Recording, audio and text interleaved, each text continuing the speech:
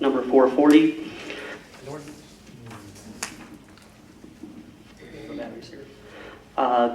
This is an ordinance to amend the Logan City Code of Ordinances to adjust the water charge by amending Chapter 92 water rates. Be it ordained and enacted by the City Council of the City of Logan, Iowa, Section 1, that the Code of Ordinances of the City of Logan, Iowa be amended by amending Chapter 92 to include 92.0 rates for services. Water service shall be furnished at the following monthly rates within the city. Number 1, a minimum charge to reduce debt, establish system reserves, and provide the first 1,000 gallons per month shall be $19.13. All water after the first 1,000 gallons will be billed at the rate of $4.76 for each additional 1,000 gallons of water thereafter. 92.03 rates outside the city. Water service shall be provided to any customer located outside the corporate limits of the city, which has the city agreed to serve. Number 1, a minimum charge to reduce debt, establish system reserves, and provide the first 1,000 gallons per month shall be $22.94. All water after the first 1,000 gallons will be billed at the rate of $8.57 for each 1,000 gallons of water thereafter. Code of Iowa, Section 364.4 and 384.84. On or before the first day of each year, the city clerk shall compute an adjustment to the water rates based on the multiplication of the current rate by 1%. This increase shall go into effect on July 1st, water bill of each year. At the same time each year, the city clerk will review the debt for the water, and the city council will decide if the debt portion shall be lowered or raised according to the debt. Section 2, that all previous ordinances or part of this previous ordinance in conflict with the provisions of this ordinance are hereby repealed. All ordinances or part of ordinances in conflict with the meaning of this ordinance shall be suspended during the official period of this ordinance only. Section 3, if any section, provision, or part of this ordinance shall be adjudged to be invalid or unconstitutional, such adjudication shall not affect the validity of the ordinances as a whole, or any section of not adjudged invalid or unconstitutional. Section 4, this ordinance shall be enforced and effective upon its final passage, approval, and publication as required by law. Okay, are there any other questions? Councilmember Lefebvre. Aye. Councilmember Clark. Aye. Councilmember Johnson. Aye. Councilmember Fouch.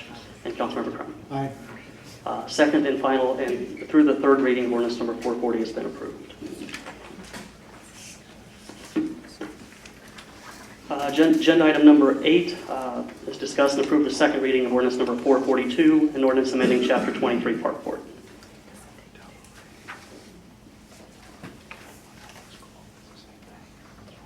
I would also make a motion to suspend the rules. I'll second it. Okay, a motion and a second to suspend the rules for the second through third readings of ordinance number 442. Any questions or comments? Councilmember Lefebvre. Aye. Councilmember Clark. Councilmember Johnson. Nay. Councilmember Fouch. Aye. And Councilmember Crum. Aye. Second through third, the rules have been suspended for the second through third readings for ordinance number 442. I make a motion to approve the second, third, and final reading of ordinance number 442. I'll second it. I have a motion and a second. I'll read the ordinance. City of Logan, ordinance number 442, an ordinance amending Chapter 23 Park Board. Section 1, being enacted by the City Council of Logan, Iowa, that Chapter 23 be and is hereby amended as follows. 23.01 Park Board. There shall be a Board of Park Commissioners for the city consisting of 7 citizens of the legal age appointed by the council to serve at the pleasure of the council for overlapping terms of 6 years. The terms of 3 board commissioners shall end on December 31st of 2015, and the terms of 4 board member commissioners shall end on December 31st of 2017. These terms shall then be up for reappointment for 6-year terms. If a seat is vacated before the end of the term, the new appointee would fill the remainder of that term.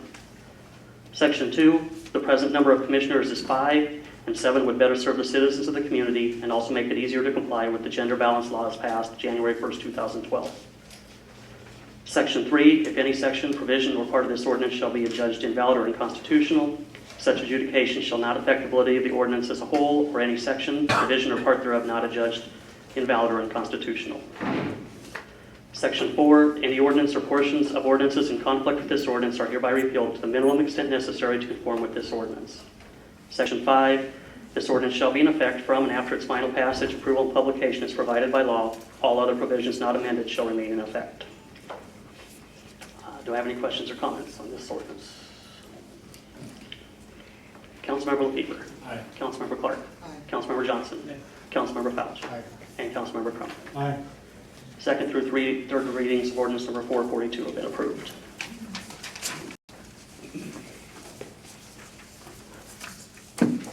Agenda item number 9, is discuss process for appointing park board members. Mike, you have some questions here, or? I just wanted to ask what the process is going to be. I believe we just expanded it from 5 to 7. I believe we have one park board member that's term has not expired currently out of the 5, is that correct? That is correct. So I'm asking what the process is going to be then to fill the other seats. In the past, we've just asked for citizens that want to serve on the park board or help go ahead and submit an application to us, just saying why they'd like to serve on that board. Right now, we've had 2 people that have turned in some paperwork that would like to. We can put it in the paper again next week, see if there's anyone else. We have had it listed on the bulletin board out in the vestibule for a couple months, so. But I would say that since we've only got 2 interested right now, we want to put it in the paper again and see if we can get more interest before the next meeting. And I've had a couple people approach me too, so that's the process. No, I think we received some things in writing. Are those going to be forwarded on to us to review? Is it just a statement of I'm interested? Is that enough? We kind of talked about what's required for showing interest in it. Right, we want them to say why they're interested, not just, I want to serve on the park board, kind of what their ideas might be. That's not necessary, but if they would just let us know why they're interested in serving, it would be appreciated. I mean, it'll help us make our decisions, because we get 8 or 10 or 15, we want to make sure that we choose people that are ready and willing and able to go. So once we get past, so. Do we have those 2? We can get those for you. I think we have them. They'll have We still them have them. given to us then. No, because we hadn't passed any ordinance. We didn't know where we were going for sure, so. You would have been a couple months ago. Yeah.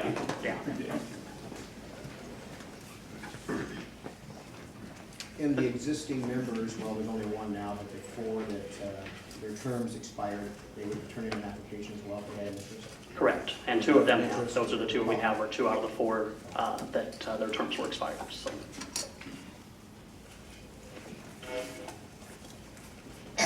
Any other questions about that? Okay, we'll move on to agenda item number 10, an update on zoning variance request. Chief Smith was helping me with this. I think he's got a little bit of information as to where we're at on it. We've put the application into the zoning administrator. He's signed out the vote indicating that they don't, neither one meet the zoning laws. So now we move on to the Board of Adjustment.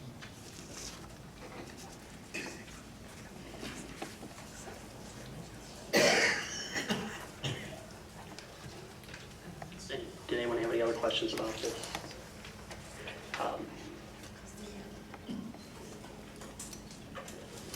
I would have a question just regarding the process a little bit. Maybe if you could kind of go through that or Well, they just, now the Board of Adjustment, the applicant puts it in the Board of Adjustment, then the Board of Adjustment goes, conducts a study and then holds some public hearings on that, and then talks to the surrounding people, and then they make a decision. Do you have a date on that? What's that? Do you have a date on that, or are they doing it? No, we were just, it was a Friday, I was in here and we were pulling some information on that. Got some copies out so we can get those back to the Board of Adjustment people's members so that they know what they need to go through. Because we haven't had one for quite a while, so we need to refresh all of the members of that as to the process. So The hopefully we'll have zoning something. administrator indicated that he would, if she would do some things to her, she has 8 acres there, and if she would take her housing away from the 8 acres, that she could probably be zoned as agricultural. But she would have to go through all of that. But right now, it's considered residential.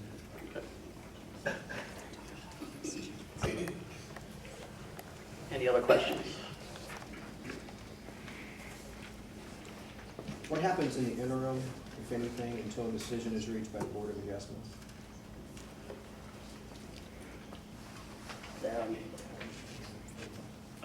This is on the zoning for the request. So we just wait for the procedure. Is that the extent of your question, Mike? The second side of it? Yeah, that's the extent of the question. Procedure that Chief outlined.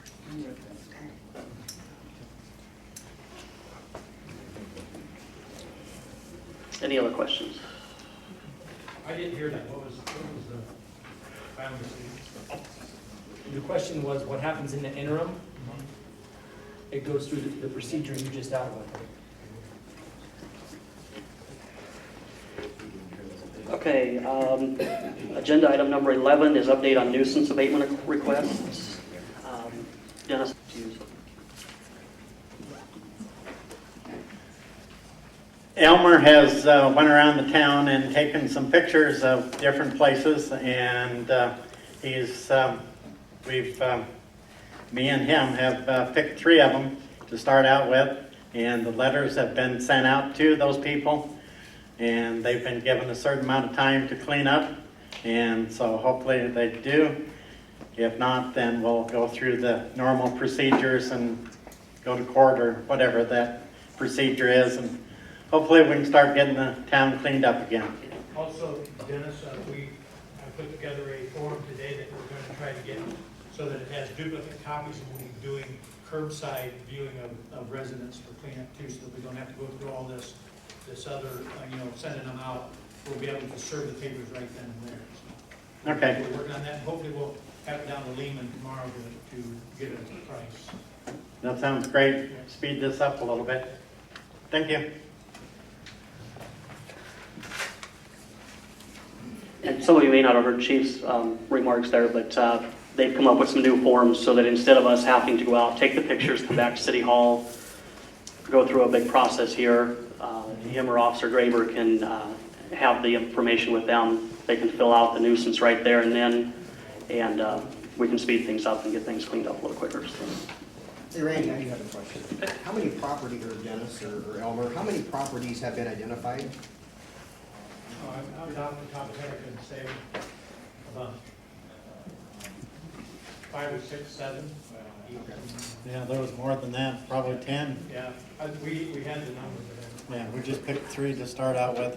we're Can we just just trying. talk about that a little bit, July 3? Because when you start handling them all at one time, it makes it, we lose too many properties in the wait for the 30 days and things like that. We've lessened it to 15 days now rather than 30 days, you have 15 days of abating nuisance. This helps us because we've got enough other things to do that's kind of one of the things that get lost in the process. 30 days out, and then the next thing you know, the courts are wanting to give them another 30 days. And then pretty soon it's running out of time. So it's a workload issue. Yeah, that right now. Administrative issue. Yeah. And you started answering my second question, kind of the process. Uh-huh. Can you go through briefly the process again? You Well, served, we usually start with the service of a notice and what the problems are. We usually have documented the problems, like through pictures and things like that. Then we go from there and start to clean up. Everybody has 15 days of what time to come in, either come to the city council and ask for more time or whatever they, or say that they don't have a nuisance. They have a right to appeal. Then we have to wait for that process, and then either go ahead and clean them up or go get a court order. Usually the better way is to get the court order if they're not going to do it. so best case, start to finish, it's about what from the time? It's hard to, I don't know. I mean, sometimes they go quick, sometimes they don't. You can see some of the buildings I've cleaned up now is usually just go down and talk to somebody and they say, yeah, I'll get it done, and they get it done. And then sometimes people get stubborn and then you gotta go through the whole process. There's no cut time or set time that says it'll take this long. It takes a while.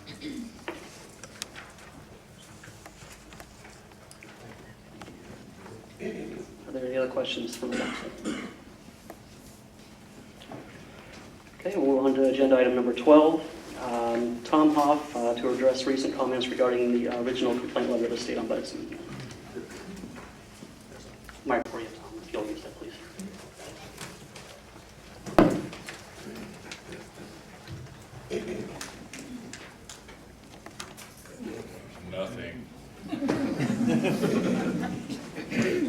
I'll start with Sound Alan. earlier. Yes. He's got a deep voice. I appreciate the opportunity to speak with you this evening, and also appreciate the way that you've expedited matters thus far. On April 13th, Excuse me, you want to give your address? Tom Hoff, 204 West 4th Street, Logan, Iowa, 51546.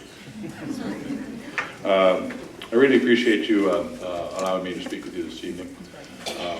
On April 13th, a letter was, several concerned citizens forwarded a letter to the city clerk, city administrator's office, requesting a response from the city council regarding some things that we felt were not appropriate and violated some procedural violations, conflict of interest violations, et cetera, et cetera. Those are detailed in a letter, and I don't know if you guys have a copy of that, but I do have copies for you if you don't have it.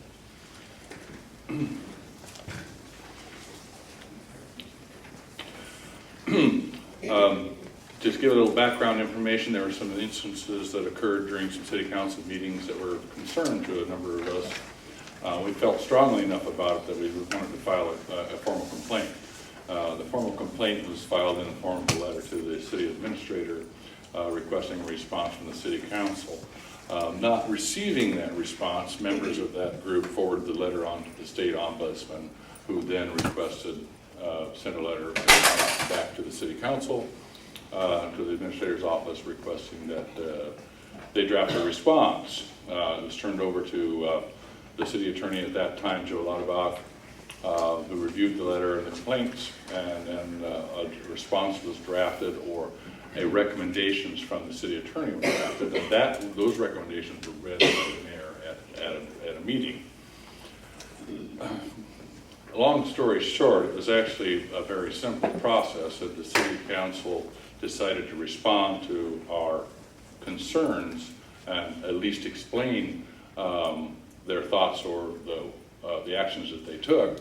I think a lot of things could have been avoided, but there never was any response from the city council. When in discussion in the last open meeting, which would have been 3 weeks ago, I believe, the last city council meeting, there was mention of this letter, and I think it was in relation to the dismissal of Mr. Lauterbach. And there was some complaint about the response that Joe, the city attorney at that time, gave, because it appeared as though he was responding as though everyone was guilty as charged. As a result of that, there was comment from a city council member regarding they were not giving an opportunity to respond. Yes, they were. And in not doing, in Joe Lauterbach's response, it assumed that they were guilty, but they felt, or that member of the city council indicated that the letter was full of lies. Well, as one of the persons who signed the initial letter, and there was 5 of us, I believe, I happened to be personally present at item 1, 3, and 4.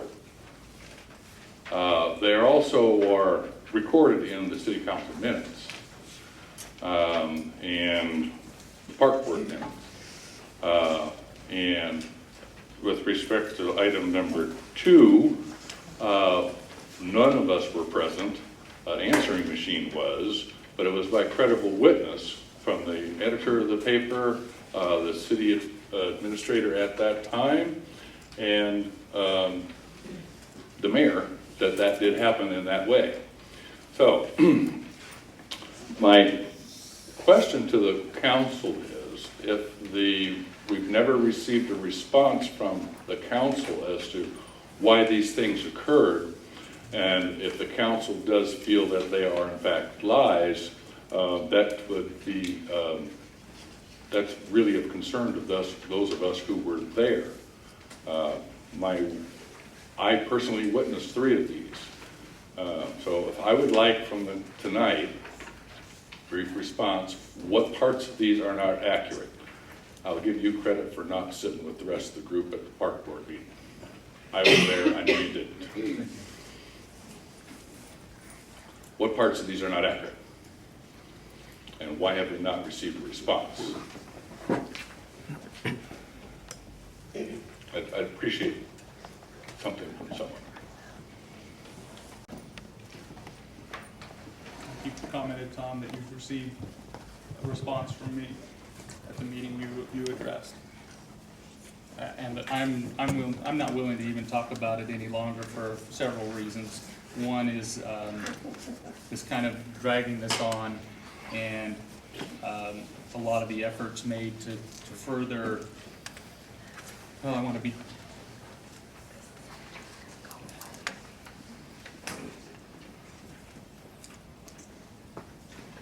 I believe it's been made an issue to continue this issue going on, even though I've talked with the ombudsman, several of us have.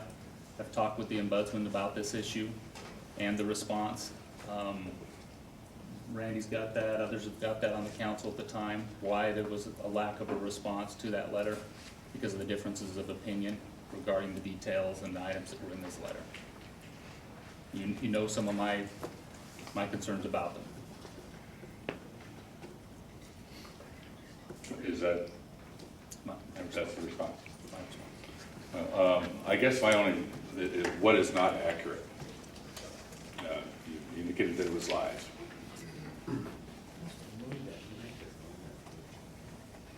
Can you hear? And so you indicated that it was based on lies, and you didn't like Mr. Lauterbach's response because it was addressing some issues that were lies. I was there. We have a difference in opinion on what the truth of these items are.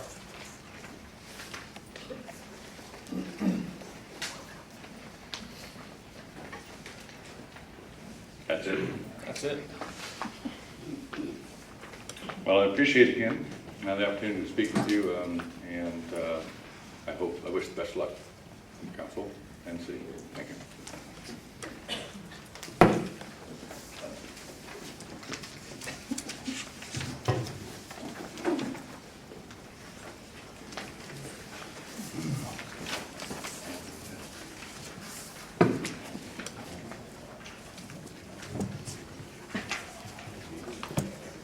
Move on to agenda item number 13, citizens' questions and comments. Again, we'll give everybody about 3 minutes here to come up and make their comments if they'd like. Okay, we'll move on to agenda item number 14, chamber representative. Chris, do you guys have anything?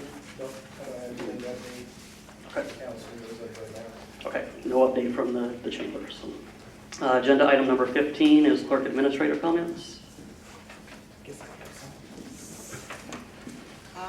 The 2011 Crown Vic police cruiser was damaged during a duty shift. Officer Graber turned in the claim and got an estimate for his repairs. We've also received a check from EMC Insurance for the damages already. And Donna Berry is relocating, so she has resigned from the Planning and Zoning Board effective September 6th of 12. So we'll be needing to find someone to replace her on that board. Can we include that one in our posting with everything else? Can we advertise for that position? We haven't yet. No, we can't. Right. Oh. Yeah, because it's all volunteer on that one too, so Lump that in. hopefully we can find another volunteer that would like to serve on planning and zoning. They don't have very many meetings, but it is helpful to have a full slate of people there. So.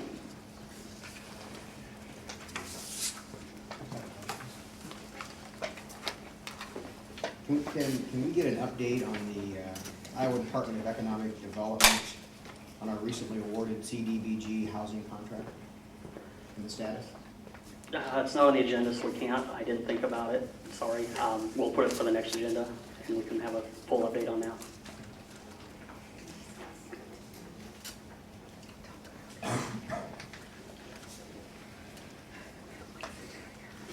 we need to put on there then too, an update on recruiting for hiring a third police officer, so we can get that going. I know Elmer's anxious to get that going. Both of them are. Okay, we'll have an update on that also.